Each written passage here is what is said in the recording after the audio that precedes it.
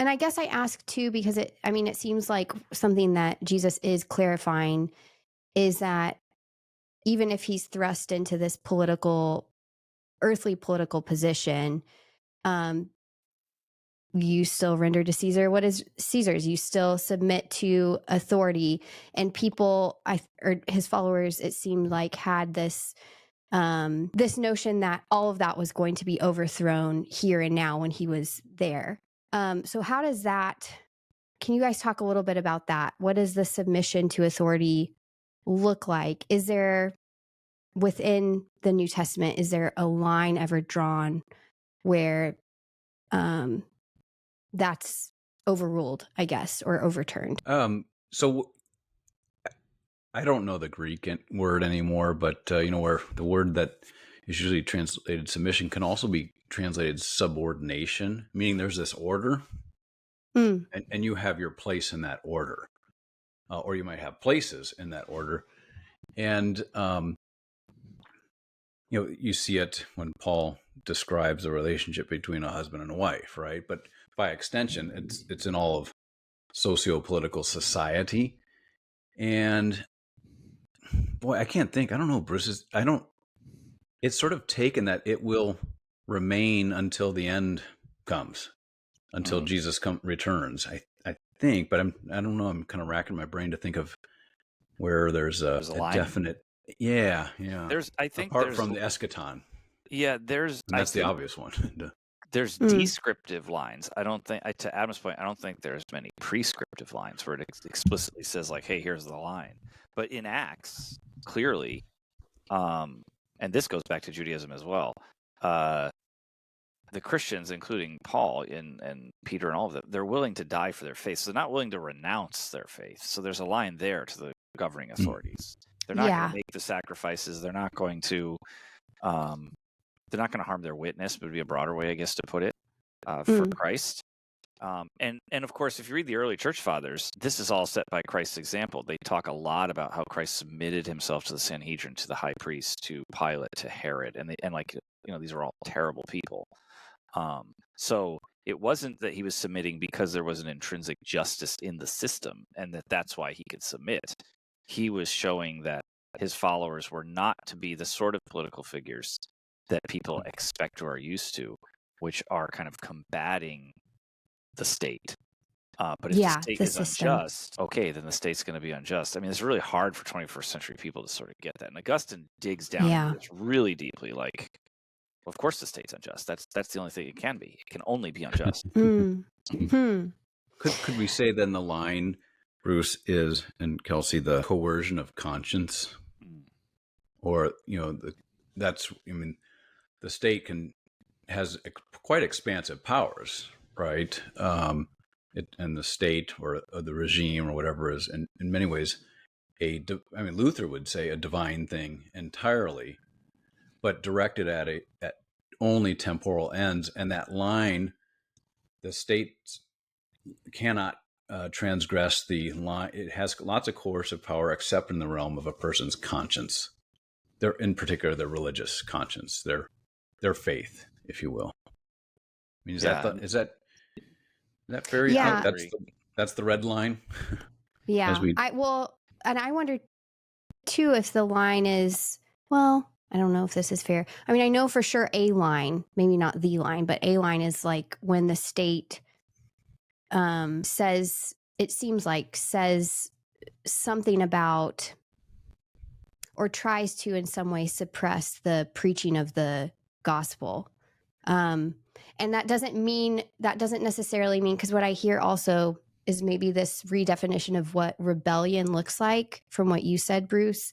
That means not necessarily that that's the time for like a coup of the government, if that happens, but just that you as an individual Christian or individual Christians say, no, I'm not going to allow for that. I'm going to continue to preach the gospel, whatever harm might come my way. I'm not going to submit to the rules that you set forth when it comes to proclaiming Christ. I bring that up because I think that's kind of a little bit of maybe the conversation in Acts 5, where Peter says, we must obey God rather than men.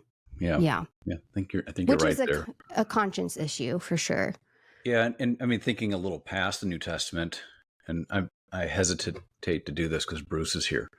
He's the early church guy. But I mean, in the second century, rebellion looks, there isn't like Christian rebellion against the state. If there is, it's Justin Martyr writing to the emperor and saying, "Hey, actually, we are good citizens. We don't do these things that people are accusing us of. So it'd be best just not to persecute us." Mm. So it's not. There's like certainly no coordinated effort to change to promote some sort of coup or change local politics. It's they're obeying God, and they're just asking when they're questioning the way Rome handles Christians, they're kind of just setting the records straight. They're not trying to Mm. actually change policy. I Hmm. think. Does that Yeah, sound no, right, that's absolutely Bruce? true. In fact, in the early church, the early church, so like the period really following Paul, the next generation, they write explicitly like Christians shouldn't join the military. Not because there's anything wrong with being a soldier, but because being in the military means you're going to have to make sacrifices to the emperor. And that's just, you can't do that. And then they also said you can't be in government for the same reason. Not because being in government is bad, but because if you're in government, you're going to have to be making sacrifices to the emperor, and you can't do that. So they discouraged entry into those positions, but they weren't again. It wasn't like you couldn't be a Christian and be in those positions, but they actively discouraged people from going into them because they thought pastorally, you will be put in a really bad position, and you might be killed for it. And there's no need for that because you just don't have to join that group. So don't. Yeah. And eventually, of course, Constantine came, and the whole state became Christian, and then it was perfectly fine, and there were no issues. But prior to that, there's a lot of anxiety over like, let's not get into politics and the military because we have to. With the military and in politics too, the early Christians said, and you also have to have a hand in persecuting the other Christians, where you might be sent. Oh yeah. So like this is a bad all around. Just stay out. Yeah. Yeah.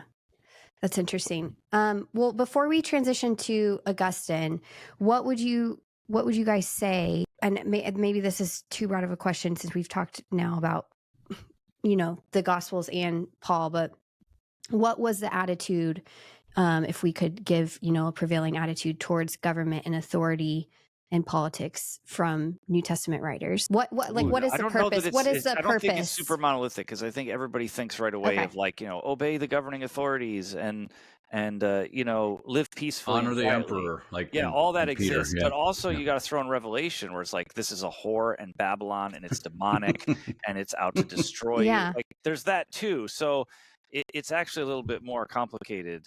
But I think practically the church is obey the emperor, be kind to the state. But there's definitely also that kind of revelatory view, which is like, but the state is infested with demons. like they're on that side. Yeah, and not. I don't know how quick it emerges, but I know it's at least late antiquity, but maybe even in the early church, where Rome is figured into like Daniel chapter 7. Yeah, and so it's like the statues fourth great beast that comes out of the sea, and so it's a mix. It really is like Bruce put it, a general admonition to subordinate yourself in society, to respect authorities, like an extension of maybe the fourth commandment, but trust not in princes. They are not only are they fallible human beings or fallen human beings, but they're also part of. I mean, we're not just struggling against flesh and blood, but principalities of darkness. There are also manifestations of the principalities of darkness. This present kingdom where while the devil or Satan is God's devil or God's Satan, he's reigning quite freely, but for a time.